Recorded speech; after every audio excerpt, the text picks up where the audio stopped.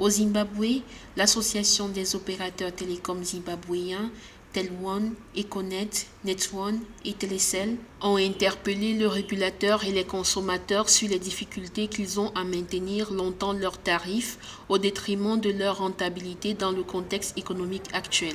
La situation est que dans un pays plus ou moins à caractère libéral, le prix est censé suivre la tendance du marché et dans ce cas particulier, le régulateur est censé s'asseoir de manière assez régulière avec les opérateurs économiques pour décider à quel niveau ils mettent le prix. En fait, la demande des opérateurs économiques contraste avec le pouvoir d'achat des gens. Comme vous le savez très bien, au Zimbabwe, tout est en dollars zimbabwéens. Ça sous-entend qu'en fait, si le gouvernement ne change pas de salaire, il est difficile à pouvoir admettre que lui autorise des augmentations de prix. Et donc la situation aujourd'hui est une situation de survie des entreprises de télécommunications. Depuis 2019, les opérateurs télécoms zimbabwéens ont régulièrement revu leurs tarifs à la hausse. Mais ces ajustements se sont toujours révélés inefficaces en raison de la crise économique qui frappe le pays. La dernière hausse en date remonte au mois d'octobre 2023 avec pour référence le taux de change officiel au mois d'avril qui était de 5 600 dollars zimbabwéens pour un dollar américain.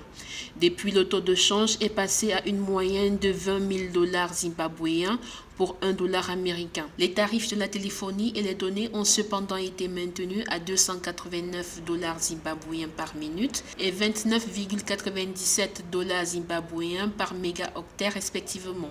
La situation du Zimbabwe pour l'instant, en l'occurrence avec les différents prix dont la structure est en dollars, et c'est le cas malheureusement des entreprises de télécommunications qui absorbent des services extérieurs, c'est le fait que la monnaie zimbabwéenne elle-même pose problème, elle se déprécie de manière assez régulière.